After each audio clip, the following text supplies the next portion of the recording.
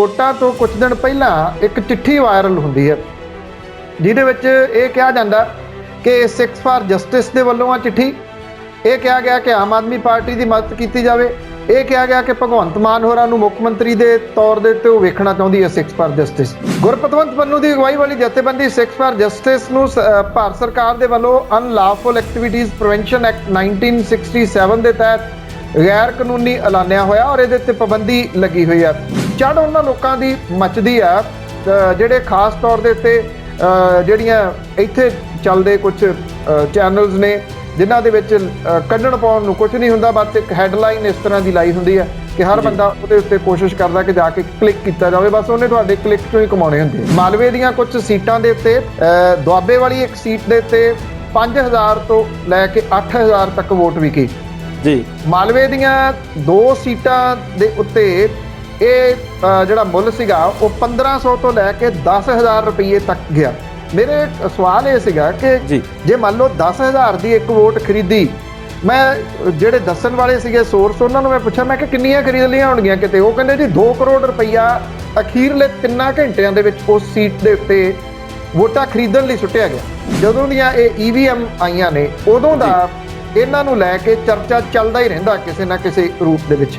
ਇਹ ਵੱਡਾ ਸਵਾਲ ਰਹਿੰਦਾ ਕਿ ਕੀ EVM ਹੈਕ ਹੋ ਸਕਦੀਆਂ ਨੇ ਜਾਂ ਨਹੀਂ ਹੋ ਸਕਦੀਆਂ। ਕਿਤੇ ਨਾ ਕਿਤੇ ਪੈਰ ਦੇ ਉੱਤੇ ਹੇਰਾ ਫੇਰੀ ਜਿਹੜੀ ਆ ਉਹ ਹੁੰਦੀ ਨਜ਼ਰ ਆਉਂਦੀ ਹੈ ਕਿ ਕਿਸੇ ਨਾ ਕਿਸੇ ਤਰੀਕੇ ਦੇ ਨਾਲ ਜਿੱਤ ਲਿਆ ਜਾਵੇ, ਕਿਸੇ ਨਾ ਕਿਸੇ ਤਰੀਕੇ ਦੇ ਨਾਲ ਲੋਕਾਂ ਦੇ ਨਾਲ ਧੋਖਾ ਕਰ ਲਿਆ ਜਾਵੇ। UN ਦੇ ਵਿੱਚ ਭਾਰਤ ਦੇ ਰਿਪਰੈਜ਼ੈਂਟੇਟਿਵ ਨੇ TS ਤ੍ਰਿਮੂਰਤੀ, ਉਹਨੇ ਇਹ ਗੱਲ ਕਹੀ ਆ ਕਿ ਯੂਕਰੇਨ ਤੇ ਰਸ਼ੀਆ ਦੇ ਵਿੱਚ ਜਿਹੜਾ ਸਰਹੱਦਾਂ ਦੇ ਉੱਤੇ ਤਣਾਅ ਦੇ ਉੱਤੇ ਬੜੀ ਗਹਿਰੀ ਚਿੰਤਾ ਹੈ ਸਾਡੀ, ਪਰ ਉਹਨਾਂ ਨੇ ਕਿਹਾ ਕਿ ਇਸ ਇਲਾਕੇ ਦੇ ਵਿੱਚ ਰਸ਼ੀਆ ਦਾ ਸਟੈਪ ਸ਼ਾਂਤੀ ਤੇ ਸੁਰੱਖਿਆ ਨੂੰ ਕਮਜ਼ੋਰ ਕਰੂਗਾ। ਯੂਕਰੇਨ ਜਿਹੜਾ ਉਹ ਨੈਟੋ ਦਾ ਸਾਥੀ ਨਾ ਬਣੇ। ਸਾਰੀ ਸਮੱਸਿਆ ਦੀ ਜੜ ਹੈ ਕਿਉਂਕਿ ਜੇ ਯੂਕਰੇਨ ਨੈਟੋ ਦਾ ਸਾਥ ਦਿੰਦਾ ਤੇ ਉਹਦੇ ਨਾਲ ਰਸ਼ੀਆ ਨੂੰ ਇਹ ਲੱਗਦਾ ਕਿ ਮੇਰੇ ਸਿਰ ਦੇ ਉੱਤੇ ਆ ਕੇ ਨੈਟੋ ਬੈਠ ਜਾਊਗਾ।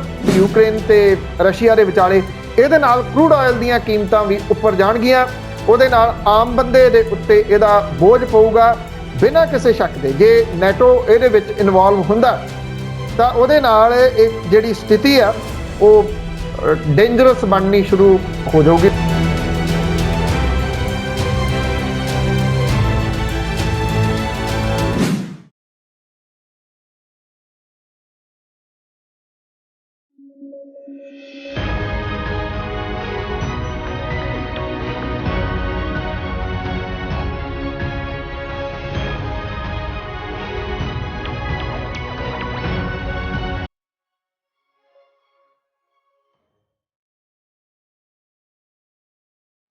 ਸਤਿ ਸ਼੍ਰੀ ਅਕਾਲ। ਤੁਸੀਂ ਦੇਖ ਰਹੇ ਹੋ ਪੰਜਾਬੀ ਨੈਸ਼ਨਲ TV ਤੇ ਪ੍ਰੋਗਰਾਮ ਹੈ ਵਿਚਾਰ ਚਰਚਾ। ਜਿਵੇਂ ਤੁਸੀਂ ਜਾਣਦੇ ਹੋ ਕਿ ਇਸ ਪ੍ਰੋਗਰਾਮ ਵਿੱਚ ਅਸੀਂ ਆਲੇ ਦੁਆਲੇ ਵਾਪਰ ਰਹੀਆਂ ਘਟਨਾਵਾਂ ਤੇ ਗੱਲਾਂ ਬਾਤਾਂ ਕਰਦੇ ਹਾਂ ਤੇ ਅੱਜ ਇਹਨਾਂ ਗੱਲਾਂ ਬਾਤਾਂ ਵਿੱਚ ਮੇਰਾ ਸਾਥ ਦੇਣਗੇ ਸਰਦਾਰ ਬਲਤੇਜ ਸਿੰਘ ਜੀ ਪੰਨੂ। ਪੰਨੂ ਸਾਹਿਬ ਬਹੁਤ ਸਤਿ ਸ਼੍ਰੀ ਅਕਾਲ ਜੀ, ਸ਼ੁਕਰੀਆ। ਬਹੁਤ ਮਿਹਰਬਾਨੀ ਜੀ, ਧੰਨਵਾਦ ਜੀ, ਸਤਿ ਸ਼੍ਰੀ ਅਕਾਲ ਜੀ ਮੇਰੇ ਵੱਲੋਂ ਵੀ। ਪੰਨੂ ਸਾਹਿਬ ਆਪਾਂ 2-3 ਗੱਲਾਂ ਅੱਜ ਕਰਨੀਆਂ ਅੱਜ ਦੇ ਪ੍ਰੋਗਰਾਮ 'ਚ, ਜਿਨ੍ਹਾਂ ਦੇ ਵਿੱਚ ਇੱਕ ਅੰਤਰਰਾਸ਼ਟਰੀ ਟੌਪਿਕ ਤੇ ਅਸੀਂ ਗੱਲ ਕਰਾਂਗੇ ਕਿ ਰੂਸ ਤੇ ਯੂਕਰੇਨ ਵਾਲਾ ਜਿਹੜਾ ਮਸਲਾ ਉਹ ਕਿੱਧਰ ਨੂੰ ਜਾ ਰਿਹਾ। ਉਸ ਤੋਂ ਪਹਿਲਾਂ ਜੇ ਅਸੀਂ ਗੱਲ ਕਰੀਏ SFJ ਦੀ, 2007 ਦੀ ਬਣੀ ਹੋਈ ਇੱਕ ਸੰਸਥਾ ਸਿੱਖਸ ਫਾਰ ਜਸਟਿਸ ਜਿਹੜੀ ਅਮਰੀਕਾ ਦੇ ਵਿੱਚ ਬਣਦੀ ਆ, ਉਹਦੇ ਚਲਾਉਣ ਵਾਲੇ ਨੇ ਜਿਹੜੇ ਉਹਨਾਂ ਦੇ ਉਹਦੇ ਫਾਊਂਡਰ ਨੇ ਗੁਰਪਤਵੰਤ ਸਿੰਘ ਪੰਨੂ। ਤੇ ਅੱਜ ਭਾਰਤ ਸਰਕਾਰ ਨੇ ਉਹਦੀਆਂ ਸੋਸ਼ਲ ਐਕਟੀਵਿਟੀਜ਼ ਜਿਹੜੀਆਂ ਇੱਥੇ ਚੱਲਦੀਆਂ ਸੋਸ਼ਲ ਮੀਡੀਆਜ਼ ਦੇ ਉੱਤੇ, ਚਾਹੇ ਉਹਨਾਂ ਦਾ ਟੈਲੀਵਿਜ਼ਨ ਚੈਨਲ ਹੈ, ਵੈਬਸਾਈਟਸ ਨੇ, ਉਹ ਸਾਰੀਆਂ ਬੈਨ ਕਰ ਦਿੱਤੀਆਂ। ਬਹੁਤ ਚਰਚਾ 'ਚ ਰਹਿੰਦੀ ਆ ਇਹ ਜਿਹੜੀ ਸੰਸਥਾ ਸੀ ਸਿੱਖਸ ਫਾਰ ਜਸਟਿਸ। ਇਹ ਕੀ ਘਟਨਾਕ੍ਰਮ ਹੈ ਜੀ, ਇਹਦੇ ਬਾਰੇ ਦੱਸਿਓ ਜਰਾ। ਸਰ ਜੀ, ਸਿੱਖਸ ਫਾਰ ਜਸਟਿਸ ਜਿਹੜੀ ਕਿ ਰਜਿਸਟਰਡ ਹੈਗੀ ਆ USA ਦੇ ਵਿੱਚ ਜੀ, ਉਹ ਇਹ ਦਾਅਵਾ ਕਰਦੀ ਆ ਕਿ ਉਹ ਸਿੱਖਾਂ ਦੇ ਵਾਸਤੇ ਜਸਟਿਸ ਲਈ ਜਿਹੜੀ ਆ ਉਹ ਲੜਾਈ ਲੜ ਰਹੀ ਆ ਜੀ। ਇਹਦੇ ਕਾਨੂੰਨੀ ਸਲਾਹਕਾਰ ਹੈਗੇ ਗੁਰਪਤਵੰਤ ਪੰਨੂ। 2020 ਰੈਫਰੈਂਡਮ ਨੂੰ ਲੈ ਕੇ ਚਰਚਾ ਦੇ ਵਿੱਚ ਜ਼ਿਆਦਾ ਇਹ ਰਹੀ ਆ। 2020 ਤਾਂ ਲੰਘ ਗਿਆ, 2021 ਵੀ ਲੰਘ ਗਿਆ, 2022 ਚੱਲ ਰਿਹਾ ਇਸ ਵੇਲੇ ਜੀ। ਜਿਹੜੇ ਜੇ ਕਿਹਾ ਜਾਵੇ ਕਿ ਸਿਆਸਤਦਾਨਾਂ ਦੇ ਵੱਲੋਂ ਟੂਲ ਵਾਂਗੂ ਇਹਨੂੰ ਵਰਤਿਆ ਜਾ ਰਿਹਾ ਤੇ ਇਹਦੇ ਵਿੱਚ ਕੋਈ ਗਲਤ ਨਹੀਂ ਹੋਊਗਾ। ਗੁਰਪਤਵੰਤ ਪੰਨੂ ਹੋਰਾਂ ਨੇ ਅਜੇ ਤੱਕ ਕੀ ਕਰਕੇ ਦਿੱਤਾ, ਕੀ ਲੈ ਕੇ ਦਿੱਤਾ, ਉਹ ਵੀ ਸਭ ਨੂੰ ਪਤਾ। ਮਹਿਜ਼ ਇੱਕ ਬਿਆਨ ਉਹ ਕਿਸੇ ਨਾ ਕਿਸੇ ਰੂਪ 'ਚ ਛੱਡ ਦਿੰਦੇ ਆ। ਕਦੀ ਕਹਿਤਾ ਇੱਥੇ ਝੰਡਾ ਚਲਾਓ, ਕਦੀ ਕੁਛ ਕਹਿਤਾ, ਕਦੀ ਕੁਛ ਕਹਿਤਾ। ਇੱਥੇ ਪੁਲਿਸ ਨੇ ਕਿੰਨੇ ਨੌਜਵਾਨਾਂ ਦੇ ਉੱਤੇ ਮਾਮਲੇ ਦਰਜ ਕਰ ਲਏ, ਉਹਨਾਂ ਦੀ ਮੁੜ ਕੇ ਕਿਸੇ ਨੇ ਕੋਈ ਸੁੱਧ-ਸਾਰ ਨਹੀਂ ਲਈ। ਜੀ ਪਿਛਲੇ ਦਿਨਾਂ ਦੇ ਵਿੱਚ ਜਦੋਂ ਪੰਜਾਬ ਦੇ ਵਿੱਚ ਇਲੈਕਸ਼ਨਾਂ ਚੱਲ ਰਹੀਆਂ ਸੀਗੀਆਂ ਤਾਂ ਵੋਟਾਂ ਤੋਂ ਕੁਝ ਦਿਨ ਪਹਿਲਾਂ ਇੱਕ ਚਿੱਠੀ ਵਾਇਰਲ ਹੁੰਦੀ ਹੈ, ਜਿਹਦੇ ਵਿੱਚ ਇਹ ਕਿਹਾ ਜਾਂਦਾ ਕਿ ਸਿੱਖਸ ਫਾਰ ਜਸਟਿਸ ਦੇ ਵੱਲੋਂ ਆ ਚਿੱਠੀ। ਇਹ ਕਿਹਾ ਗਿਆ ਕਿ ਆਮ ਆਦਮੀ ਪਾਰਟੀ ਦੀ ਮਦਦ ਕੀਤੀ ਜਾਵੇ। ਇਹ ਕਿਹਾ ਗਿਆ ਕਿ ਭਗਵੰਤ ਮਾਨ ਹੋਰਾਂ ਨੂੰ ਮੁੱਖ ਮੰਤਰੀ ਦੇ ਤੌਰ ਦੇ ਉੱਤੇ ਉਹ ਵੇਖਣਾ ਚਾਹੁੰਦੀ ਹੈ ਸਿੱਖਸ ਫਾਰ ਜਸਟਿਸ। ਜੀ ਇਹਨੂੰ ਕਾਂਗਰਸ ਵਾਲਿਆਂ ਨੇ ਬੜਾ ਘਮਾਇਆ, ਭਾਰਤੀ ਜਨਤਾ ਪਾਰਟੀ ਵਾਲਿਆਂ ਨੇ ਬੜਾ ਘਮਾਇਆ ਚਿੱਠੀ ਨੂੰ। ਹਾਲਾਂਕਿ ਸਿੱਖਸ ਫਾਰ ਜਸਟਿਸ ਦੇ ਵੱਲੋਂ ਡਿਨਾਈ ਕੀਤਾ ਗਿਆ ਔਰ ਇਹ ਆਖਿਆ ਗਿਆ ਕਿ ਅਸੀਂ ਇਸ ਤਰ੍ਹਾਂ ਦੀ ਕੋਈ ਚਿੱਠੀ ਜਾਰੀ ਨਹੀਂ ਕੀਤੀ। ਜੀ ਮੈਂ ਤਾਂ ਕਰਕੇ ਕਿਹਾ ਕਿ ਇਹਨੂੰ ਟੂਲ ਦੇ ਰੂਪ ਦੇ ਵਿੱਚ ਵਰਤਿਆ ਜਾਂਦਾ।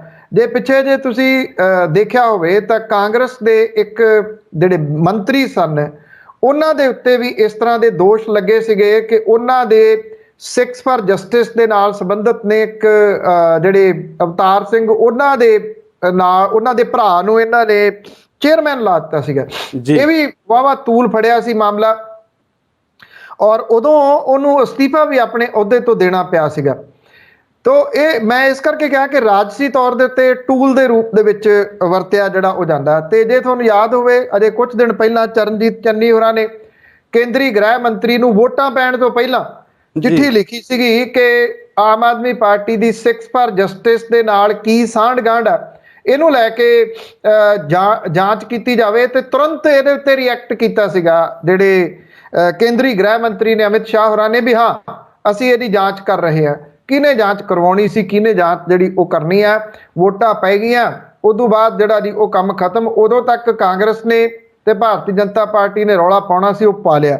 ਹੁਣ ਭਾਰਤ ਸਰਕਾਰ ਦੇ ਸੂਚਨਾ ਤੇ ਪ੍ਰਸਾਰਣ ਮੰਤਰਾਲੇ ਨੇ ਜਿਹਦੇ ਉੱਤੇ ਬੈਨ ਲੱਗਿਆ ਹੈ ਤੇ ਭਾਰਤ ਦੇ ਵਿੱਚ ਸਿੱਖਸ ਫਾਰ ਜਸਟਿਸ ਨਾਲ ਸੰਬੰਧਿਤ ਪੰਜਾਬ ਪੋਲਿਟਿਕਸ ਟੀਵੀ ਦੀ ਇਹਦੀ ਐਪ, ਵੈਬਸਾਈਟ ਤੇ ਸੋਸ਼ਲ ਮੀਡੀਆ ਦੇ ਖਾਤੇ ਜਿਹੜੇ ਆ ਉਹ ਬਲੌਕ ਕਰਨ ਦੇ ਹੁਕਮ ਜਾਰੀ ਕੀਤੇ ਆ ਔਰ ਇਹਨੂੰ ਬਕਾਇਦਾ ਤੌਰ ਦੇ ਉੱਤੇ ਇੰਪਲੀਮੈਂਟ ਵੀ ਹੋ ਗਿਆ।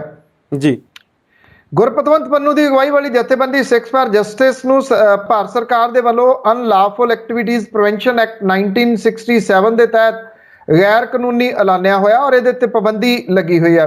ਜਿਹੜੀ ਸੂਚਨਾ ਪ੍ਰਸਾਰਣ ਮੰਤਰਾਲਾ ਉਹਨੇ ਇਹ ਗੱਲ ਕਹੀ ਆ ਕਿ ਪੰਜਾਬ ਪੋਲਿਟਿਕਸ ਟੀਵੀ ਦੇ ਵੱਲੋਂ ਆਨਲਾਈਨ ਮੀਡੀਆ ਦੀ ਵਰਤੋਂ ਕਰਕੇ ਪੰਜਾਬ ਦੇ ਵਿੱਚ ਚੋਣਾਂ ਦੇ ਦੌਰਾਨ ਅਸ਼ਾਂਤੀ ਫੈਲਾਉਣ ਦੀ ਕੋਸ਼ਿਸ਼ ਕੀਤੀ ਜਾ ਰਹੀ ਹੈ। ਇਹਦੇ ਮੱਦੇਨਜ਼ਰ ਮੰਤਰਾਲੇ ਦੇ ਵੱਲੋਂ IT ਐਕਟ ਦੇ ਤਹਿਤ ਐਮਰਜੈਂਸੀ ਤਾਕਤਾਂ ਦੀ ਵਰਤੋਂ ਕਰਦਿਆਂ ਹੋਇਆ ਪੰਜਾਬ ਪੋਲਿਟਿਕਸ ਟੀਵੀ ਨੂੰ ਬਲੌਕ ਕਰਨ ਦੇ ਹੁਕਮ ਜਿਹੜੇ ਆ ਉਹ ਦਿੱਤੇ ਆ। ਸਰਕਾਰ ਦੇ ਬੁਲਾਰੇ ਦੇ ਅਨੁਸਾਰ ਪੰਜਾਬ ਪੋਲਿਟਿਕਸ ਟੀਵੀ ਦੀ ਐਪ, ਵੈਬਸਾਈਟ ਤੇ ਸੋਸ਼ਲ ਮੀਡੀਆ ਅਕਾਊਂਟ ਦੇ ਨਾਲ ਭਾਈਚਾਰਕ ਸਾਂਝ ਨੂੰ ਖਰਾਬ ਕਰਨ ਤੇ ਵੱਖਵਾਦ ਭੜਕਾਉਣ ਦੀ ਸੰਭਾਵਨਾ ਹੈ। ਇਹਦੇ ਨਾਲ ਦੇਸ਼ ਦੀ ਏਕਤਾ ਤੇ ਅਖੰਡਤਾ ਨੂੰ ਖਤਰਾ ਖੜਾ ਹੋ ਸਕਦਾ, ਜਿਹਦੇ ਕਰਕੇ ਇਹਦੇ ਉੱਤੇ ਪਾਬੰਦੀ ਲਾਈ ਗਈ ਆ। ਜਿਹੜੇ ਮੰਤਰਾਲੇ ਦਾ ਬੁਲਾਰਾ ਉਹ ਇਹ ਵੀ ਗੱਲ ਕਹਿੰਦਾ ਕਿ ਇਸ ਬਾਰੇ ਚੌਕਸ ਤੇ ਪ੍ਰਤੀਬੱਧ ਹੈ ਕਿ ਇਸ ਤਰ੍ਹਾਂ ਦੇ ਕਿਸੇ ਵੀ ਗੜਬੜੀ ਫੜਾਉਣ ਵਾਲੀ ਸੰਭਾਵਨਾ ਦੇ ਐਕਸ਼ਨ ਦੀ ਪ੍ਰਵਾਨਗੀ ਨਹੀਂ ਦਿੱਤੀ ਜਾਊਗੀ। ਸਵਾਲ ਇਹਦੇ ਵਿੱਚ ਨਾ ਜੀ ਵੱਡਾ ਇਹ ਆ ਕਿ ਇਹ ਕੋਈ ਪਹਿਲੀ ਸਾਈਟ ਨਹੀਂ ਗੀ ਜਿਹੜੀ ਸਿੱਖਸ ਫਾਰ ਜਸਟਿਸ ਦੇ ਨਾਲ ਸੰਬੰਧਿਤ ਹੈ। ਪਹਿਲਾ ਇਹ ਖਾਤਾ ਨਹੀਂਗਾ ਜਿਹਨੂੰ ਕਿ ਬਲੌਕ ਕੀਤਾ ਗਿਆ, ਕਈ ਖਾਤੇ ਨੇ ਜਿਹੜੇ ਬਲੌਕ ਕੀਤੇ ਗਏ ਆ। ਉਸ ਤੋਂ ਬਾਅਦ ਇਹ ਨਵੇਂ ਕਿਸੇ ਨਾ ਕਿਸੇ ਰੂਪ ਦੇ ਵਿੱਚ ਆ ਜਾਂਦੇ ਆ। ਅੱਛਾ, ਸਰਕਾਰ ਉਹਨੂੰ ਕਈ ਮਹੀਨੇ ਛੇੜਦੀ ਨਹੀਂ, ਉਹ ਵੱਡੇ ਹੋਏ ਤੁਰੇ ਜਾਂਦੇ ਆ। ਜਦੋਂ ਬਹੁਤ ਵੱਡੇ ਹੋ ਜਾਂਦੇ ਆ ਫਿਰ ਖਬਰਾਂ ਦੇ ਰੂਪ ਦੇ ਵਿੱਚ ਇਹ ਆਉਂਦਾ ਕਿ ਹੁਣ ਇਹਨੂੰ ਜਿਹੜਾ ਉਹ ਬਲੌਕ ਕਰ ਦਿੱਤਾ ਗਿਆ। ਅੱਜ ਤੋਂ ਕੁਝ ਸਾਲ, ਸਵਾ ਸਾਲ ਪਹਿਲਾਂ ਇੱਥੇ ਪੰਜਾਬ ਦੇ ਵੱਖ-ਵੱਖ ਥਾਣਿਆਂ ਦੇ ਵਿੱਚ ਇਹ ਆਖਿਆ ਗਿਆ ਸੀ ਕਿ ਜਿਹੜੇ ਇਹਦੇ ਨਾਲ ਰਿਲੇਟਡ ਖਾਤੇ ਆ, ਜਿਹੜੇ ਲੋਕ ਉਹਨਾਂ ਅਕਾਊਂਟਸ ਦੇ ਉੱਤੇ ਕਮੈਂਟ ਕਰਦੇ ਆ, ਲਾਈਕ ਕਰਦੇ ਆ, ਜਿਨ੍ਹਾਂ ਨੇ ਉਹ ਪੇਜ ਸਬਸਕ੍ਰਾਈਬ ਕੀਤੇ ਹੋਏ ਆ, ਉਹਨਾਂ ਦੀ ਪੁੱਛਗਿੱਛ ਕੀਤੀ ਗਈ ਸੀ। ਮੇਰੇ ਇੱਕ ਜਾਣਕਾਰ ਨੇ ਹੁਸ਼ਿਆਰਪੁਰ ਡਿਸਟ੍ਰਿਕਟ ਤੋਂ ਨੇ, ਉਹਨਾਂ ਨੇ ਦੱਸਿਆ ਕਿ ਉਹਨਾਂ ਦਾ ਨੌਜਵਾਨ ਬ੍ਰਦਰ ਹੈ, ਇੱਕ ਕਜ਼ਨ, ਉਹਨੂੰ ਸੱਦਿਆ ਗਿਆ ਥਾਣੇ ਦੇ ਵਿੱਚ ਤੇ ਉਹਨੂੰ ਸਮਝਾਇਆ ਗਿਆ। ਉਹ ਚੰਗੇ ਆਫੀਸਰ ਸੀ ਜਿਨ੍ਹਾਂ ਨੇ ਇਹ ਗੱਲ ਸਮਝਾਈ ਕਿ ਜੇ ਤੁਸੀਂ ਅਜਿਹੇ ਪੇਜਾਂ ਦੇ ਉੱਤੇ ਜਾਂਦੇ ਹੋ, ਕਿਉਂਕਿ ਇਸ ਤਰ੍ਹਾਂ ਹੈ ਕਿ ਇਹ ਨਹੀਂ ਹੈ ਕਿ ਤੁਸੀਂ ਕੀ ਐਕਟੀਵਿਟੀ ਕਰ ਰਹੇ ਹੋ, ਫੋਨ ਦੇ ਉੱਤੇ ਬੈਠੇ ਹੋ, ਕਿੱਥੇ ਲਿਖ ਰਹੇ ਹੋ, ਕੀ ਕਰ ਰਹੇ ਹੋ, ਕਿਉਂਕਿ IT ਸੈੱਲ ਬੜੇ ਅੱਜ ਕੱਲ੍ਹ ਸਰਗਰਮ ਨੇ। ਸਿਆਸੀ ਪਾਰਟੀਆਂ ਦੇ ਗਾਲਾਂ ਕੱਢਣ ਵਾਲੀ ਜਿਹੜੀ ਫੌਜ ਰੱਖੀ ਹੋਈ ਆ, ਉਹ ਵੀ ਇਹ ਲੋਕ ਸਮਝਦੇ ਆ ਕਿ ਸ਼ਾਇਦ ਅਸੀਂ ਕਿਸੇ ਨਾਮਵਰ ਹਸਤੀ ਦੀ ਫੋਟੋ ਜਿਹੜੀ ਉਹ ਲਾ ਕੇ ਤੇ ਕਿਸੇ ਨੂੰ ਵੀ ਗਾਲਾਂ ਕੱਢ ਸਕਦੇ ਆ। ਜੇ ਫੜਨਾ ਚਾਹੇ ਤਾਂ ਇਹ ਤਾਂ ਤਕਨੀਕ ਇਸ ਤਰ੍ਹਾਂ ਦੀ ਆ ਕਿ ਕੁਝ ਘੰਟਿਆਂ ਦੇ ਵਿੱਚ ਸਾਰਾ ਕੁਝ ਫੜਿਆ ਜਾ ਸਕਦਾ, ਪਰ ਉਹ ਕਿਉਂਕਿ ਸਿਆਸੀ ਪਾਰਟੀਆਂ ਦੇ ਬਣਾਏ ਹੋਏ ਆਈਟੀ ਵਿੰਗ ਨੇ, ਉਹਨਾਂ ਦੀ ਚੌੜ ਦੇ ਵਿੱਚ ਆ ਕੇ ਨਾ ਕੁਝ ਲੋਕ ਇਹੋ ਜਿਹੇ ਪੇਜਾਂ ਦੇ ਉੱਤੇ ਜਾ ਕੇ ਕਮੈਂਟ ਕਰ ਦਿੰਦੇ ਆ ਜਾਂ ਉੱਥੇ ਕੁਝ ਲਿਖਣਾ ਸ਼ੁਰੂ ਕਰ ਦਿੰਦੇ ਆ, ਫਿਰ ਉਹ ਮੁਸ਼ਕਲ ਦੇ ਵਿੱਚ ਆਉਂਦੇ ਆ। ਉਹ ਤਾਂ ਆਫੀਸਰ ਚੰਗਾ ਸੀ, ਉਹਨੇ ਬਿਠਾ ਕੇ ਸਮਝਾਇਆ ਕਿ ਜੇ ਇਹਨਾਂ ਦੇ ਉੱਤੇ ਤੁਸੀਂ ਜਾਂਦੇ ਹੋ, ਉੱਤੇ ਕੁਝ ਲਿਖਦੇ ਹੋ, ਤੇ ਕਿੱਡੀਆਂ ਵੱਡੀਆਂ ਮੁਸ਼ਕਲਾਂ ਖੜੀਆਂ ਹੋ ਸਕਦੀਆਂ ਨੇ। ਨਹੀਂ ਤਾਂ ਜਦੋਂ ਇਹ ਹੁਕਮ ਜਾਰੀ ਕੀਤੇ ਗਏ ਸੀ ਨਾ, ਸਾਲ 1.5 ਸਾਲ ਦੀ ਗੱਲ ਹੈ ਜੀ, ਉਦੋਂ ਬੜੇ ਸਾਰੇ ਅਫਸਰਾਂ ਨੇ ਬਹੁਤ ਸਾਰੇ ਪੈਸੇ ਵੀ ਬਣਾ ਲਏ ਜੀ, ਇਹ ਕਹਿ ਕੇ ਕਿ ਆ ਦੇਖੋ ਤੁਸੀਂ ਇਸ ਪੇਜ ਦੇ ਉੱਤੇ ਜਾਂਦੇ ਹੋ, ਤੁਹਾਡੇ ਉੱਤੇ ਤਾਂ ਮਾਮਲਾ ਦਰਜ ਹੋ ਜਾਣਾ। ਉਹ ਡਰਾ ਕੇ ਜਿਹੜੇ ਸੀ ਉਹ ਬਣਾਏ। ਔਰ ਜੇ ਤੁਹਾਨੂੰ ਯਾਦ ਹੋਵੇ ਤਾਂ ਮੋਗੇ ਦੇ ਵਿੱਚ ਜਦੋਂ ਇੱਕ ਗੱਲ ਆਈ ਸੀ ਕਿ ਜਿਹੜਾ ਝੰਡਾ ਲਹਿਰਾ ਕੇ ਆਊਗਾ ਉਹਨੂੰ ਇੰਨਾ ਇਨਾਮ ਦਿੱਤਾ ਜਾਊਗਾ, ਉਹ ਨੌਜਵਾਨ ਫੜੇ ਗਏ, ਬਾਅਦ ਦੇ ਵਿੱਚ ਉਹਨਾਂ ਦੀ ਕਿਸੇ ਨੇ ਸਾਰ ਤੱਕ ਨਹੀਂ ਲਈ, ਕਿਸੇ ਨੇ ਜ਼ਮਾਨਤਾਂ ਤੱਕ ਕਰਾਉਣ ਦੇ ਵਾਸਤੇ ਉਹਨਾਂ ਦਾ ਤਰੱਦਦ ਨਹੀਂ ਕੀਤਾ, UAPA ਉਹਨਾਂ ਦੇ ਉੱਤੇ ਲੱਗ ਗਈ। ਜਿਹੜੇ ਇਸ ਤਰ੍ਹਾਂ ਦੇ ਪੇਜ ਨੇ ਜਾਂ ਇਸ ਤਰ੍ਹਾਂ ਦੇ ਖਾਤੇ ਨੇ, ਉਹਦੇ ਉੱਤੇ ਹੁਣ ਸਵਾਲ ਇਹ ਹੈ ਨਾ ਜੀ ਕਿ ਕਿੰਨੇ ਕੁ ਐਕਸ਼ਨ ਦੇ ਵਿੱਚ ਹੈ ਜਿਹੜੇ ਮੰਤਰਾਲਾ, ਕਿ ਇਹ ਪੇਜ ਜੇ ਇੱਕ ਬੰਦ ਹੋਏ ਦੂਜੇ ਕਦੋਂ ਸ਼ੁਰੂ ਹੋਏ, ਉਹ ਕਿੰਨੇ ਏਡੇ ਵੱਡੇ ਕਿਵੇਂ ਹੋ ਗਏ, ਇਹ ਬੜੇ ਵੱਡੇ ਸਵਾਲ ਨੇ। ਹੁਣ ਇਹ ਕਿਹਾ ਗਿਆ ਕਿ ਇਹ ਨਫ਼ਰਤ ਫੈਲਾ ਰਹੇ ਸੀ, ਕਿ ਹੁਣੇ ਪਤਾ ਲੱਗਿਆ 10-12 ਘੰਟੇ ਪਹਿਲਾਂ, ਕੁਝ ਦਿਨ ਪਹਿਲਾਂ, ਜਾਂ ਕਦੋਂ ਦਾ ਪਤਾ ਸੀਗਾ ਕਿ ਨਫ਼ਰਤ ਜਿਹੜੀ ਉਹ ਫੈਲਾ ਰਹੇ ਆ? ਅਸਲ ਦੇ ਵਿੱਚ ਸਮੱਸਿਆ ਜਿਹੜੀ ਕੀ ਹੈ ਕਿ ਜਿਹੜੀਆਂ ਖੁਫੀਆ ਏਜੰਸੀਜ਼ ਨੇ, ਜਿਹੜੀਆਂ ਇਹੋ ਜਿਹੇ ਚੀਜ਼ਾਂ ਦੇ ਉੱਤੇ ਨਿਗਾਹ ਰੱਖਦੀਆਂ ਨੇ, ਉਹ ਸਮੇਂ ਦੇ ਹਾਣ ਦੀਆਂ ਨਹੀਂ ਹੋ ਸਕੀਆਂ।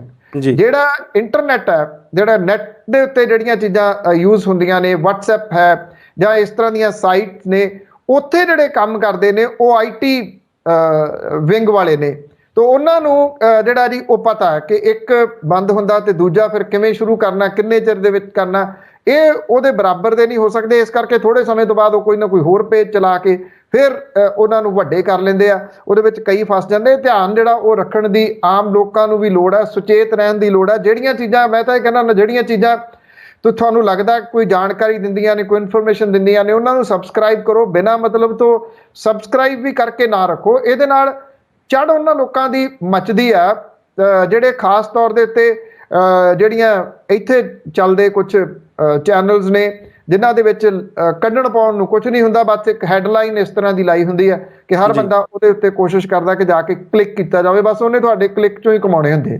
ਜਦੋਂ ਅਸੀਂ ਟੈਲੀਵਿਜ਼ਨ ਨੂੰ ਦੇਖਦੇ ਸੀ ਤੇ TRP ਦਾ ਰੌਲਾ ਸੀ, ਤੇ ਇੱਥੇ ਜਦੋਂ ਅਸੀਂ ਸੋਸ਼ਲ ਮੀਡੀਆ ਜਾਂ ਡਿਜੀਟਲ ਪਲੇਟਫਾਰਮ ਤੇ ਦੇਖਦੇ ਹਾਂ ਤੇ ਫਿਰ ਵੀਵਰਸ਼ਿਪ ਦਾ ਜਿਹੜਾ ਆਪਾਂ ਨੂੰ ਸਭ ਰੌਲਾ ਰਹਿੰਦਾ।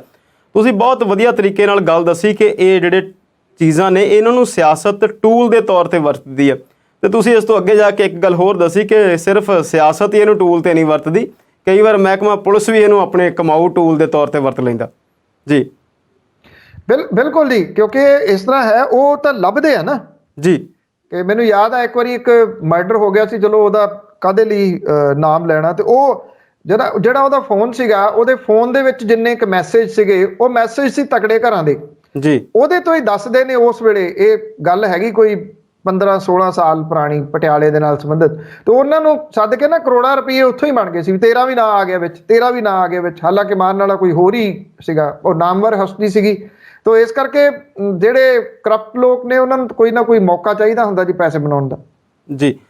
ਪੰਨੂ ਸਾਹਿਬ, ਬਿਲਕੁਲ ਤੁਸੀਂ ਸਹੀ ਦੱਸਿਆ ਇਹਦੇ ਬਾਰੇ। ਤੇ ਇੱਕ ਗੱਲ ਹੋਰ ਤੁਸੀਂ ਬੜੀ ਚੰਗੀ ਦੱਸੀ ਕਿ ਜਿਹੜਾ ਸੂਚਨਾ ਦੇ ਪ੍ਰਸਾਰਣ ਮੰਤਰਾਲਾ, ਉਹਨਾਂ ਨੇ ਇਹ ਗੱਲ ਕਹੀ ਆ ਕਿ ਇਹਦੇ ਨਾਲ ਸਾਡੀ ਭਾਈਚਾਰਕ ਸਾਂਝ ਨੂੰ ਖਤਰਾ ਹੈ, ਤੇ ਇਹਨਾਂ ਸਿਆਸੀ ਲੋਕਾਂ ਤੋਂ ਸਾਡੀ ਭਾਈਚਾਰਕ ਸਾਂਝ ਨੂੰ ਕਿੰਨਾ ਖਤਰਾ ਹੈ ਵੀ ਅਸੀਂ ਜਾਣਦੇ ਹਾਂ। ਲੈਂਦੇ ਹਾਂ ਇੱਕ ਬ੍ਰੇਕ, ਤੇ ਅਗਲੇ ਪ੍ਰੋਗਰਾਮ ਦੇ ਹਿੱਸੇ 'ਚ ਕਰਦੇ ਹਾਂ ਅਗਲੇ ਵਿਸ਼ੇ ਤੇ ਗੱਲਬਾਤ।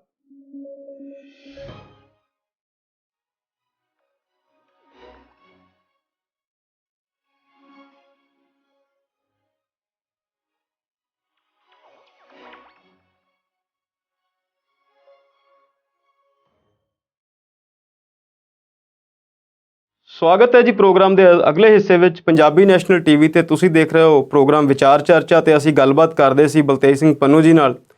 ਪੰਨੂ ਸਾਹਿਬ, ਅਸੀਂ ਵੋਟਾਂ ਤੋਂ ਬਾਅਦ ਅੱਜ ਹੀ ਜੁੜੇ ਹਾਂ, ਤੇ ਅੱਜ ਖਬਰਾਂ ਇਹ ਵੀ ਆ ਰਹੀਆਂ ਨੇ ਕਿ ਸੁਰੱਖਿਆ ਨੂੰ ਲੈ ਕੇ ਜਿਹੜੀਆਂ VOTING ਮਸ਼ੀਨਾਂ, EVM ਇਲੈਕਟ੍ਰੋਨਿਕ VOTING ਮਸ਼ੀਨਸ ਦੀ ਸੁਰੱਖਿਆ ਨੂੰ ਲੈ ਕੇ ਕੁਝ ਖਦਸ਼ੇ ਪਾਏ ਜਾ ਰਹੇ ਨੇ। ਪਹਿਲਾਂ ਆਪਾਂ ਦੱਸੀਏ ਕਿ ਵੋਟਾਂ ਠੀਕ ਠਾਕ ਪਈਆਂ, ਕਿਵੇਂ ਦੀਆਂ ਰਹੀਆਂ, ਤੇ ਫਿਰ ਇਹ ਮਸ਼ੀਨਾਂ ਵਾਲਾ ਕੀ ਮਸਲਾ ਹੈ ਜੀ?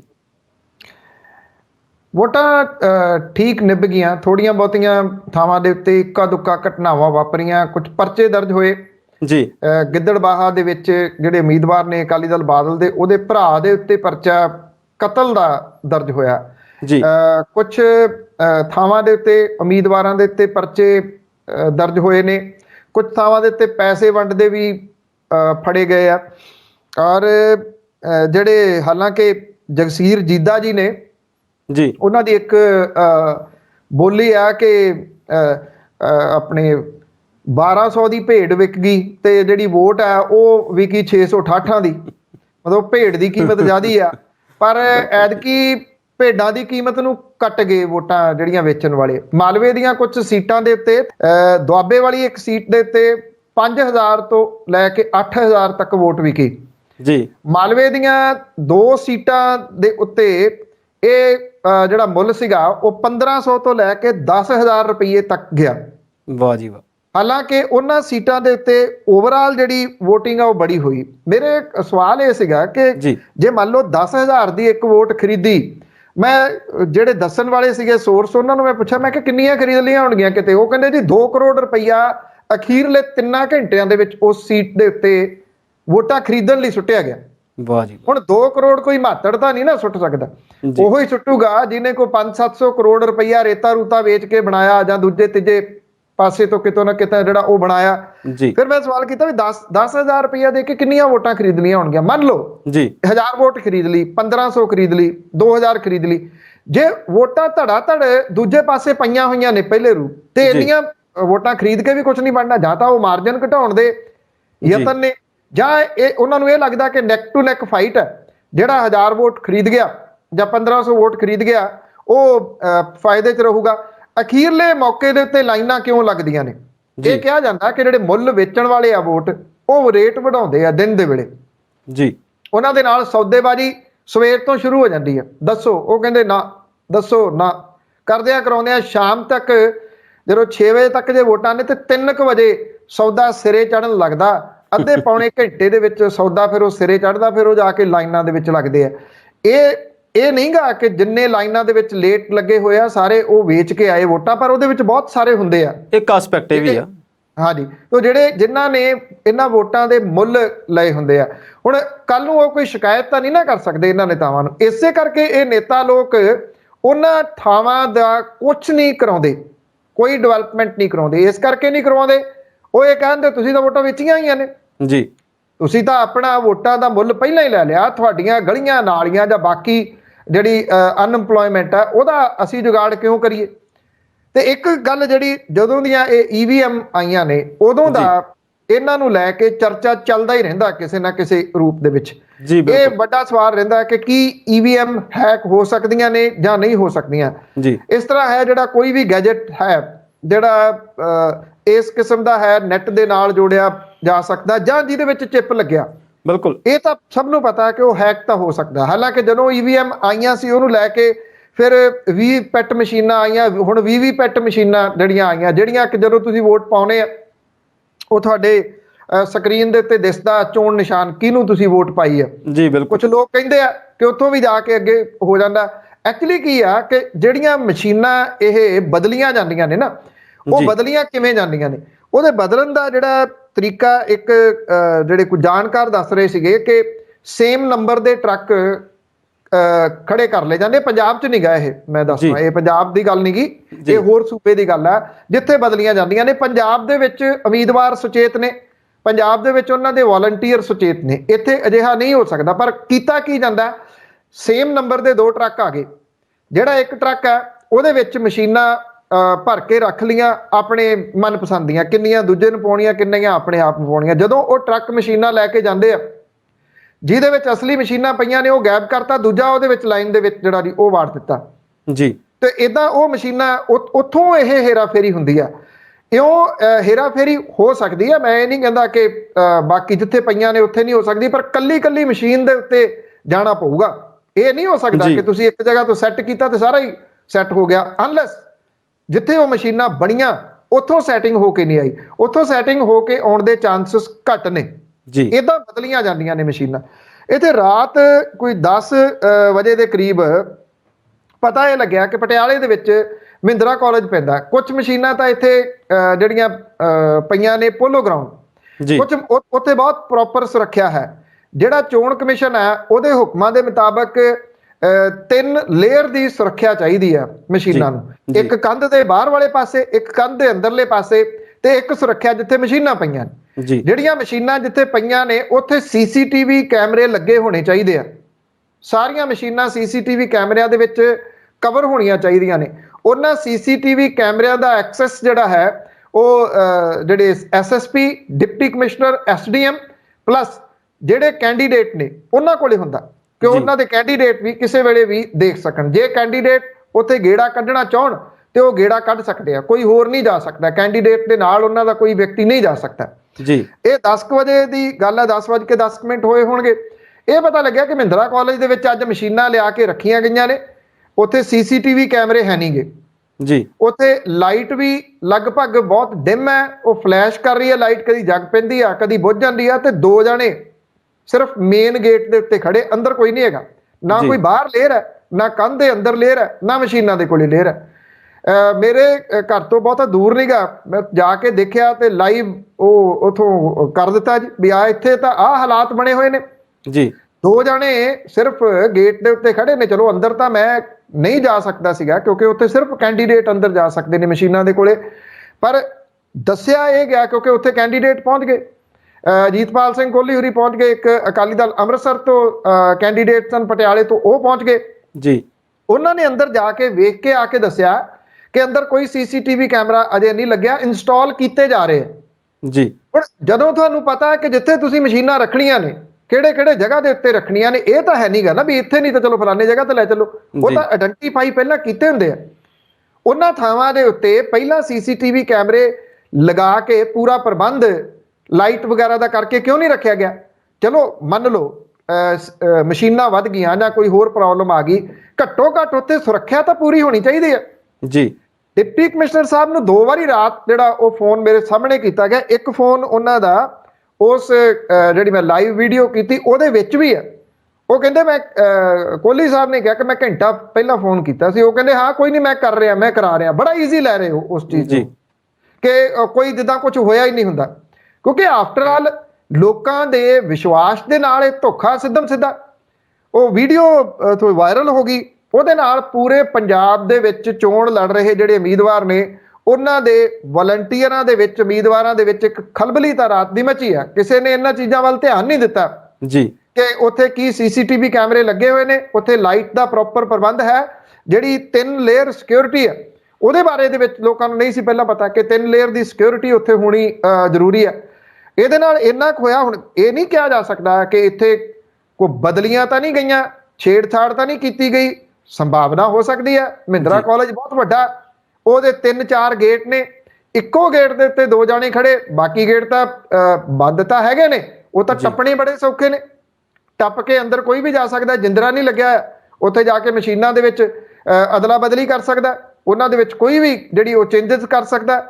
ਰਾਤ ਫਿਰ ਇਹ ਹੋਇਆ ਕਿ ਜਿਹੜੇ ਵਲੰਟੀਅਰ ਸੀਗੇ ਉੱਥੇ ਪਹੁੰਚ ਗਏ, ਉਹ ਸਿਕਿਉਰਿਟੀ ਜ਼ਰੂਰ ਗੇਟ ਦੇ ਬਾਹਰ ਕਰਦੇ ਰਹੇ। ਸਵਾਲ ਇਹ ਆ ਕਿ ਐਡੇ ਕਾਲਜ ਦੀ ਸਿਕਿਉਰਿਟੀ ਕਿੰਨੇ ਕੁ ਵਲੰਟੀਅਰ ਜਿਹੜੇ ਉਹ ਕਰ ਲੈਣਗੇ? ਇੱਥੇ ਕਿਤੇ ਨਾ ਕਿਤੇ ਪੈਰ ਦੇ ਉੱਤੇ ਹੇਰਾ ਫੇਰੀ ਜਿਹੜੀ ਆ ਉਹ ਹੁੰਦੀ ਨਜ਼ਰ ਆਉਂਦੀ ਆ ਕਿ ਕਿਸੇ ਨਾ ਕਿਸੇ ਤਰੀਕੇ ਦੇ ਨਾਲ ਜਿੱਤ ਲਿਆ ਜਾਵੇ, ਕਿਸੇ ਨਾ ਕਿਸੇ ਤਰੀਕੇ ਦੇ ਨਾਲ ਲੋਕਾਂ ਦੇ ਨਾਲ ਧੋਖਾ ਕਰ ਲਿਆ ਜਾਵੇ। ਹੋਇਆ ਕਿ ਨਹੀਂ ਹੋਇਆ ਇਹ ਨਹੀਂ ਪਤਾ। ਜੇ ਇੱਥੇ ਹੋ ਵੀ ਗਿਆ ਤੇ ਘੱਟੋ ਘੱਟ ਇਹ ਹੋ ਗਿਆ ਕਿ ਉਹਦੇ ਨਾਲ ਅਵੇਅਰਨੈਸ ਬਾਕੀ ਥਾਵਾਂ ਦੇ ਉੱਤੇ ਜ਼ਰੂਰ ਜਿਹੜੀ ਉਹ ਫੈਲ ਗਈ। ਪਹਿਲਾਂ ਮਸ਼ੀਨਾਂ ਕਿਸੇ ਹੋਰ ਵਜ੍ਹਾ ਕਰਕੇ ਚਰਚਾ ਦੇ ਵਿੱਚ ਰਹਿੰਦੀਆਂ ਸੀ, ਐਤਕੀ ਕਿਸੇ ਹੋਰ ਵਜ੍ਹਾ ਕਰਕੇ ਚਰਚਾ ਦੇ ਵਿੱਚ ਆ ਗਈਆਂ। ਬਿਲਕੁਲ ਪੰਨੂ ਸਾਹਿਬ, ਤੁਸੀਂ ਸਹੀ ਫਰਮਾਇਆ। ਸਾਨੂੰ ਯਾਦ ਆ ਕਿ ਜਦੋਂ ਦਿੱਲੀ ਦੇ ਵਿੱਚ ਪਿਛਲੀ ਵਾਰ ਜਾਂ ਉਸ ਤੋਂ ਪਿਛਲੀ ਵਾਰ ਚੋਣਾਂ ਹੋਈਆਂ ਤੇ ਆਮ ਆਦਮੀ ਪਾਰਟੀ ਦੇ ਵਲੰਟੀਅਰਸ ਅਕਸਰ ਉੱਥੇ ਬਹੁਤ ਸਟਰੋਂਗ ਜਾਂ ਸਖਤ ਨਿਗਰਾਨੀ ਰੱਖਦੇ ਨਜ਼ਰ ਆਉਂਦੇ ਰਹੇ ਨੇ। ਤੇ ਜਿਹੜੀ ਅਸੀਂ ਪਹਿਲਾਂ ਗੱਲ ਕੀਤੀ ਕਿ ਜਿਹੜੇ ਵੀ ਇਲੈਕਟ੍ਰੋਨਿਕ ਗੈਜਟਸ ਨੇ ਜਿਹੜੇ ਇੰਟਰਨੈਟ ਨਾਲ ਜਾਂ ਕੰਪਿਊਟਰ ਨਾਲ ਜੁੜੇ ਹੋਏ ਜਾਂ ਬਣੇ ਹੋਏ ਨੇ, ਉਹਦੇ ਵਿੱਚ ਛੇੜਖਾਨੀ ਤੇ ਸੰਭਵ ਆ। ਕਿਸੇ ਵੀ ਚੀਜ਼ ਨੂੰ ਤੁਸੀਂ 100% ਫੂਲ ਪ੍ਰੂਫ ਤਾਂ ਨਹੀਂ ਕਿਹਾ ਜਾ ਸਕਦਾ। ਪਰ ਜਿਹੜੀ ਤੁਸੀਂ ਅੱਜ ਪਟਿਆਲੇ ਵਾਲੀ ਗੱਲ ਦੱਸੀ ਹੈ, ਇਹ ਤੇ ਸਾਫ਼-ਸਾਫ਼ ਤੌਰ ਤੇ, ਕਿਉਂਕਿ ਹਾਲੇ ਤੱਕ ਸਾਰਾ ਜਿਹੜਾ ਦਾਰੋ-ਮਦਾਰ ਆ ਉਹ ਚੋਣ ਕਮਿਸ਼ਨ ਦਾ ਆ ਤੇ ਉਹਨਾਂ ਦੀ ਹੀ ਅਣਗਹਿਲੀ ਇਹ ਜਿਹੜੀ ਮੰਨੀ ਜਾਊਗੀ। ਲੈਂਦੇ ਹਾਂ ਜੀ ਇੱਕ ਹੋਰ ਬ੍ਰੇਕ ਤੇ ਕਰਦੇ ਹਾਂ ਫਿਰ ਅਗਲੇ ਵਿਚਾਰ ਤੇ ਚਰਚਾ।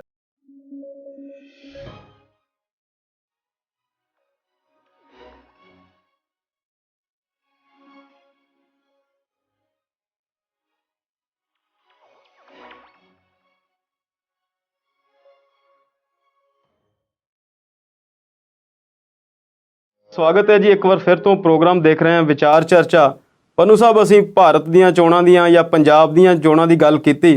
ਦੁਨੀਆ ਦਾ ਬਹੁਤ ਤਾਕਤਵਰ ਮੁਲਕ ਰਿਹਾ USSR, 1922 ਚ ਬਣਿਆ ਤੇ 1991 ਚ ਵਿਘਟਨ ਹੋ ਗਿਆ, 15 ਮੁਲਕਾਂ ਚ ਟੁੱਟ ਗਿਆ। ਰੂਸ ਸਭ ਤੋਂ ਵੱਡਾ ਹਿੱਸਾ ਰਹਿ ਗਿਆ, ਜਿਹਨੂੰ ਅਸੀਂ ਰੂਸ ਹੀ ਕਹਿ ਲੈਂਦੇ ਹਾਂ, ਉੱਦਾਂ ਉਹ ਰਸ਼ੀਆ ਬਣ ਗਿਆ ਤੇ ਕੁਝ ਮੁਲਕ ਉਹਦੇ ਹੋਰ ਜਿਹੜੇ ਸੀ ਟੁੱਟ ਕੇ ਬਣ ਗਏ। ਤੇ ਹੁਣ ਇੱਥੇ ਜਿਹੜੀ ਲੜਾਈ ਆ ਉਹ ਰੂਸ ਤੇ ਯੂਕਰੇਨ ਦੇ ਵਿੱਚ ਕਈ ਦਿਨਾਂ ਤੋਂ ਚੱਲ ਰਿਹਾ ਰੌਲਾ, ਤੇ ਚੁਟਕਲੇ ਵੀ ਬਣ ਗਏ ਕਿ ਰੂਸ ਵਾਲੇ ਕਹਿੰਦੇ ਆ ਵੀ ਲੜਾਈ ਕਦੋਂ ਲੱਗਣੀ। ਉਹ ਕਹਿੰਦੇ ਭਾਰਤ ਦੇ TV ਚੈਨਲਾਂ ਨੂੰ ਪੁੱਛ ਲਓ, ਸਾਨੂੰ ਤੇ ਹਾਲੇ ਪਤਾ ਨਹੀਂ। ਇਹ ਕੀ ਕਹਾਣੀ ਹੈ ਜੀ ਸਾਰੀ? ਨਹੀਂ, ਇੱਥੇ ਜਿਹੜੇ ਚੈਨਲਾਂ ਦੇ ਵਾਲੇ ਨਾ ਜੀ, ਉਹ ਸਾਡੇ ਇਸ ਤਰੀਕੇ ਦੇ ਨਾਲ ਪੇਸ਼ ਆਉਂਦੇ ਆ ਵੀ ਜਿਹੜੇ ਮਿਜ਼ਾਈਲਾਂ ਨੇ, ਜਿਵੇਂ ਉਹਨਾਂ ਦਾ ਕੰਟਰੋਲ ਉਹਨਾਂ ਦੇ ਹੱਥ ਦੇ ਵਿੱਚ ਜਿਹੜਾ ਰਿਮੋਟ ਫੜਿਆ ਨਾ, ਜਿਹੜਾ ਉਹਨਾਂ ਦਾ ਲਿਖਿਆ ਹੁੰਦਾ ਉਹਨੂੰ ਉੱਪਰ ਥੱਲੇ ਕਰਨ ਦੇ ਵਾਸਤੇ ਟੈਲੀਪ੍ਰੋਂਪਟਰ ਦਾ ਜਿਹੜਾ, ਉਹ ਉਹਨੂੰ ਸਮਝਦੇ ਆ ਕਿ ਸ਼ਾਇਦ ਇਹ ਮਿਜ਼ਾਈਲ ਦਾ ਹੈਗਾ, ਉਹ ਵੀ ਅਸੀਂ ਇੱਥੋਂ ਦੱਬ ਕੇ ਜਿਹੜਾ ਉਹ ਚਲਾ ਦੇਣਾ। ਇਹ ਬਿਲਕੁਲ ਮੀਮਸ ਬਣਦੇ ਨੇ, ਚੁਟਕਲੇ ਬਣਦੇ ਨੇ ਵੀ ਵਲਾਦੀਮੀਰ ਪੁਤਿਨ ਨੂੰ ਪੁੱਛਿਆ ਕਿ ਲੜਾਈ ਕਦੋਂ ਲਾਓਗੇ, ਉਹ ਕਹਿੰਦੇ ਫਲਾਂ ਜਿਹੜਾ ਚੈਨਲ ਤੁਹਾਡੇ ਵਾਲਾ ਉਹਨੂੰ ਪੁੱਛ ਲਓ, ਉਹਨੂੰ ਜ਼ਿਆਦਾ ਪਤਾ।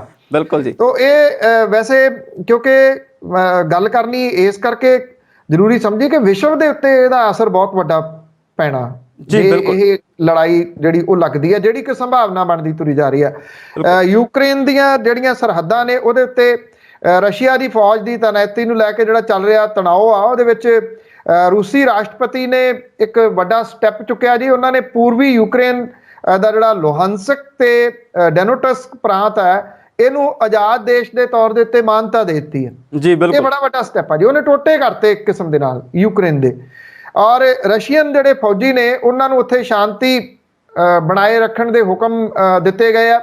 ਕਈ ਦੇਸ਼ਾਂ ਦੇ ਵਿੱਚ ਪੁਤਿਨ ਹੋਰਾਂ ਦੇ ਇਸ ਫੈਸਲੇ ਦਾ ਵਿਰੋਧ ਹੋਣਾ ਸ਼ੁਰੂ ਹੋ ਗਿਆ।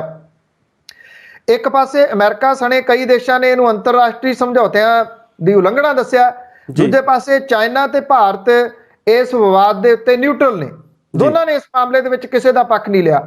UN ਦੇ ਵਿੱਚ ਭਾਰਤ ਦੇ ਰਿਪਰੈਜ਼ੈਂਟੇਟਿਵ ਨੇ TS ਤ੍ਰਿਮੂਰਤੀ, ਉਹਨੇ ਇਹ ਗੱਲ ਕਹੀ ਆ ਕਿ ਯੂਕਰੇਨ ਤੇ ਰਸ਼ੀਆ ਦੇ ਵਿੱਚ ਜਿਹੜਾ ਸਰਹੱਦਾਂ ਦੇ ਉੱਤੇ ਤਣਾਅ ਦੇ ਉੱਤੇ ਬੜੀ ਗਹਿਰੀ ਚਿੰਤਾ ਹੈ ਸਾਡੀ, ਪਰ ਉਹਨਾਂ ਨੇ ਕਿਹਾ ਕਿ ਇਸ ਇਲਾਕੇ ਦੇ ਵਿੱਚ ਰਸ਼ੀਆ ਦਾ ਸਟੈਪ ਸ਼ਾਂਤੀ ਤੇ ਸੁਰੱਖਿਆ ਨੂੰ ਕਮਜ਼ੋਰ ਕਰੂਗਾ। ਅਸੀਂ ਦੋਵਾਂ ਪੱਖਾਂ ਨੂੰ ਇਹ ਕਹਿੰਦੇ ਆ ਕਿ ਸੰਜਮ ਤੋਂ ਕੰਮ ਲਿਆ ਜਾਵੇ, ਔਰ ਉਹਨਾਂ ਨੇ ਇਹ ਵੀ ਕਿਹਾ ਕਿ ਮੁੱਦਾ ਸਿਰਫ ਤੇ ਸਿਰਫ ਡਿਪਲੋਮੈਟਿਕ ਡਾਇਲਾਗਸ ਦੇ ਜ਼ਰੀਏ ਸੁਲਝ ਸਕਦਾ ਹੈ। ਉਹ ਤਣਾਅ ਨੂੰ ਕੰਮ ਕਰਨ ਦੇ ਵਾਸਤੇ ਜਿਹੜੇ ਵੀ ਸਟੈਪ ਚੁੱਕੇ ਜਾਣਗੇ ਉਹਨੂੰ ਥੋੜਾ ਸਮਾਂ ਦੇਣ ਦੀ ਲੋੜ ਹੈ। ਚਾਈਨਾ ਨੇ ਦੋਵਾਂ ਪੱਖਾਂ ਨੂੰ ਸੰਜਮ ਵਰਤਣ ਦੀ ਅਪੀਲ ਕੀਤੀ ਹੈ। ਸੰਯੁਕਤ ਰਾਸ਼ਟਰ ਸੁਰੱਖਿਆ ਪਰਿਸ਼ਦ ਦੀ ਬੈਠਕ ਦੇ ਵਿੱਚ ਚਾਈਨਾ ਦੇ ਜਿਹੜੇ ਰਿਪਰੈਜ਼ੈਂਟੇਟਿਵ ਨੇ ਜਾਂਗ ਜੂਨ, ਉਹਨੇ ਇਹ ਗੱਲ ਕਹੀ ਹੈ ਕਿ ਸਾਡਾ ਇਹ ਮੰਨਣਾ ਕਿ ਸਾਰੇ ਦੇਸ਼ਾਂ ਨੂੰ ਅੰਤਰਰਾਸ਼ਟਰੀ ਵਿਵਾਦਾਂ ਨੂੰ ਸ਼ਾਂਤੀਪੂਰਨ ਤਰੀਕਿਆਂ ਦੇ ਨਾਲ ਹੱਲ ਕਰਨਾ ਚਾਹੀਦਾ। ਅੱਛਾ, ਹੁਣ ਸਵਾਲ ਇਹ ਆ, ਦੋਨੋਂ ਮੁਲਕ ਗੱਲਾਂ ਤਾਂ ਬੜੀਆਂ ਚੰਗੀਆਂ ਕਰਦੇ ਆ ਜੀ, ਆਪ ਕਿੰਨੇ ਕੁ ਸ਼ਾਂਤਮਈ ਤਰੀਕੇ ਦੇ ਨਾਲ ਹੱਲ ਕਰਦੇ ਆ। ਚਾਈਨਾ ਤੇ ਭਾਰਤ ਦਾ ਵਿਵਾਦ ਪਿਛਲੇ ਕਿੰਨੇ ਸਾਲਾਂ ਤੋਂ ਤੁਰਿਆ ਆਉਂਦਾ। China step by step Bharat ਵਾਲੀ ਸਾਈਡ ਦੇ ਅੰਦਰ ਵੜਿਆ ਆਉਂਦਾ, ਉਦੋਂ ਤਾਂ ਡਾਇਲਾਗ ਦੇ ਰਾਹੀਂ ਜਿਹੜਾ ਜੀ ਉਹ ਹੱਲ ਨਹੀਂ ਉਹ ਕਰ ਰਿਹਾ ਜੀ। ਜਦੋਂ ਕਦੇ ਉੱਠਦਾ ਭਾਰਤ ਤੇ ਚੁੱਕ ਕੇ ਪਾਕਿਸਤਾਨ ਨੂੰ ਧਮਕੀਆਂ ਦੇਣੀਆਂ ਸ਼ੁਰੂ ਕਰਨ ਦਾ, ਉਦੋਂ ਤਾਂ ਡਾਇਲਾਗ ਦੀ ਗੱਲ ਨਹੀਂ ਕਰਦਾ।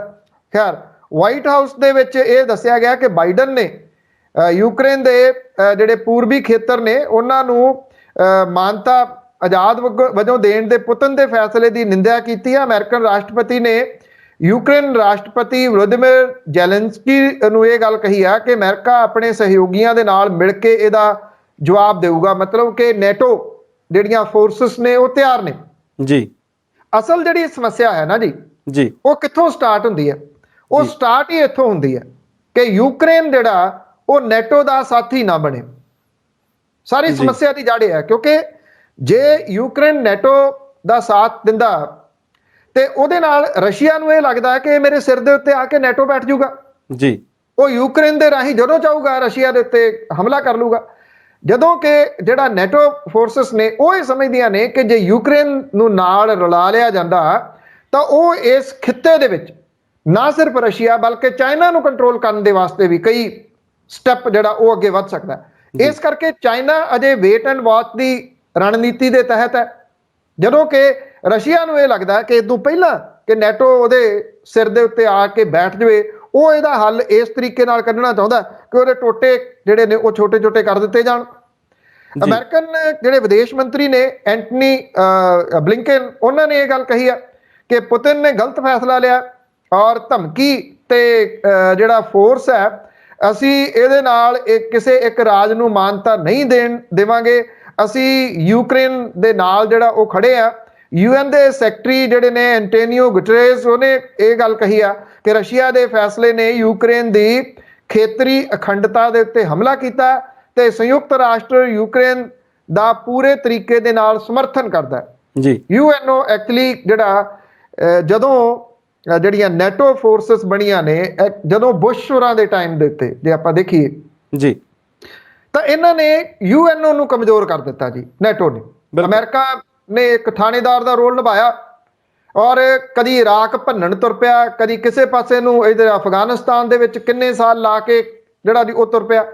ਉਹਨੇ ਕਿਤੇ ਨਾ, ਕਿਉਂਕਿ UNO ਦਾ ਕਮਜ਼ੋਰ ਹੋਣਾ ਸਮੱਸਿਆਵਾਂ ਦੀ ਜੜ ਹੈ ਜੀ। ਨੈਟੋ ਫੋਰਸਸ ਜਿਹੜੀਆਂ ਨੇ, ਨੈਟੋ ਨੇ ਇਹ ਸੋਚਿਆ ਕਿ ਅਸੀਂ ਜ਼ਿਆਦਾ ਪਾਵਰਫੁਲ ਰਹਾਂਗੇ ਤੇ UNO ਦੀ ਕਿਹੜੀ ਗੱਲ ਹੈ। UNO ਦੇ ਧੌਣ ਦੇ ਉੱਤੇ ਗੋਡਾ ਰੱਖ ਕੇ ਜਦੋਂ ਮਰਜ਼ੀ ਜੋ ਚਾਹੁੰਦੇ ਆ ਕਹਾ ਲੈਂਦੇ ਆ।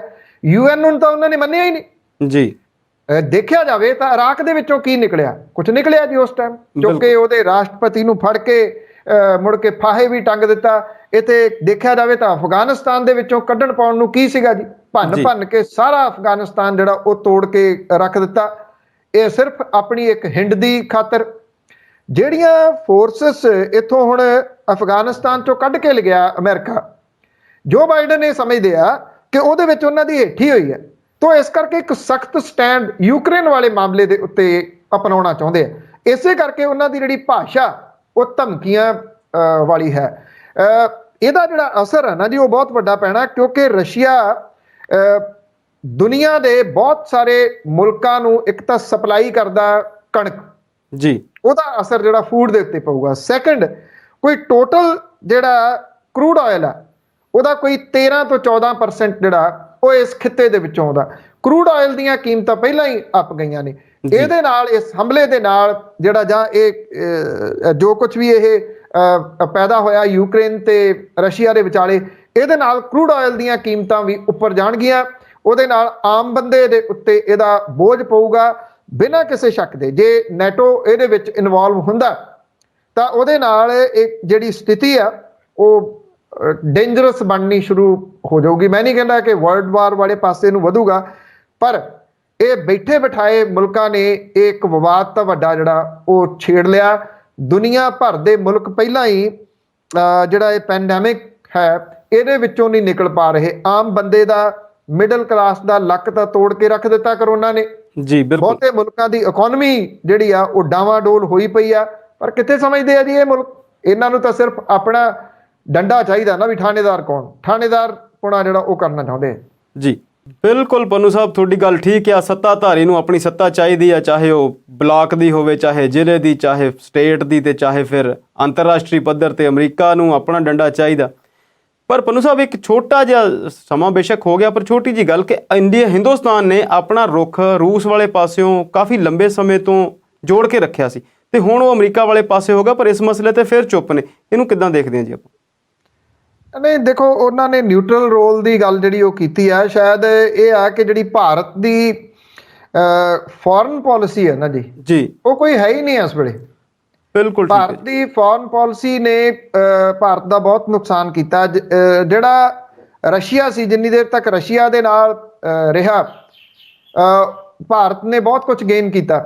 ਜਦੋਂ ਉਹ ਅਮਰੀਕਾ ਦਾ ਪਿਛਲੱਗ ਬਣ ਗਿਆ ਤੇ ਫਿਰ ਰਸ਼ੀਆ ਨੇ ਵੀ ਥੋੜੇ ਪੈਰ ਜਿਹੜੇ ਸੀ ਉਹ ਖਿੱਚੇ। ਸ਼ਾਇਦ ਇੱਥੇ ਕੋਈ ਫੈਸਲਾ ਨਹੀਂ ਲੈ ਪਾ ਰਿਹਾ ਭਾਰਤ ਵੀ ਉਹਨੇ ਕਿਹੜੇ ਪਾਸੇ ਜਾਣਾ। ਦੇਖੋ, ਹਮਲੇ ਦੀ ਜੇ ਆਪਾਂ ਦੇਖੀਏ ਤਾਂ ਯੂਕਰੇਨ ਦੇ ਉੱਤੇ ਹਮਲੇ ਦੀ ਉਹ ਹਮਾਇਤ ਨਹੀਂ ਕਰ ਸਕਦਾ, ਰਸ਼ੀਆ ਦੇ ਉਲਟ ਵੀ ਨਹੀਂ ਜਾ ਸਕਦਾ। ਬਿਲਕੁਲ, ਇਸ ਕਰਕੇ ਉਹ ਅਜੇ ਵੇਟ ਐਂਡ ਵਾਚ ਵਾਲੀ ਸਥਿਤੀ ਦੇ ਵਿੱਚ ਹੈ ਕਿ ਕਿਸ ਪਾਸੇ ਨੂੰ ਜਾਵੇ। ਜਦੋਂ ਤੁਹਾਡੇ ਕੋਲੇ ਪਾਲਿਸੀ ਕੋਈ ਨਹੀਂ ਹੈਗੀ, ਤੁਹਾਡੀ ਫੋਰਨ ਮਿਨਿਸਟਰ ਕੌਣ ਆ ਜੀ? ਅਸੀਂ ਤਾਂ ਚਲੋ ਇਸ ਲਾਈਨ ਦੇ ਵਿੱਚ ਆ ਕਿ ਤੁਸੀਂ ਇੱਕਦਮ ਦੱਸ ਸਕਦੇ, ਨਹੀਂ ਤਾਂ ਕਿਸੇ ਨੂੰ ਪਤਾ ਹੀ ਨਹੀਂ ਲੱਗਦਾ ਜੀ। ਬਹੁਤੇ ਲੋਕਾਂ ਨੂੰ ਇਹ ਪਤਾ ਹੀ ਨਹੀਂ ਲੱਗਿਆ। ਜਿਹੜੇ 14 ਵਾਲੀ ਸਰਕਾਰ ਦੇ ਵਿੱਚ ਫੋਰਨ ਮਿਨਿਸਟਰ ਸੀ, ਉਹ ਵਿਚਾਰੀ ਨੂੰ ਕੋਈ ਲੈ ਕੇ ਹੀ ਨਹੀਂ ਗਿਆ ਨਾਲ। ਬਿਲਕੁਲ, ਕਿ ਉਹਨਾਂ ਦੇ ਫੋਰਨ ਮਿਨਿਸਟਰ ਕੌਣ ਸੀ, ਅੱਜ ਵਾਲਿਆਂ ਦਾ ਵੀ ਨਹੀਂ ਪਤਾ ਲੱਗਦਾ, ਕਿਉਂਕਿ ਆਲ ਐਂਡ ਆਲ ਲੈ ਦੇ ਕੇ ਕੋਈ ਬੰਦਾ ਜਾਂ ਡੇਢ ਕੁ ਬੰਦਾ ਤੁਸੀਂ ਕਹ ਲਓ ਕਿ ਜਿਹੜਾ ਸਾਰਾ ਕੰਮ ਕਰਦਾ।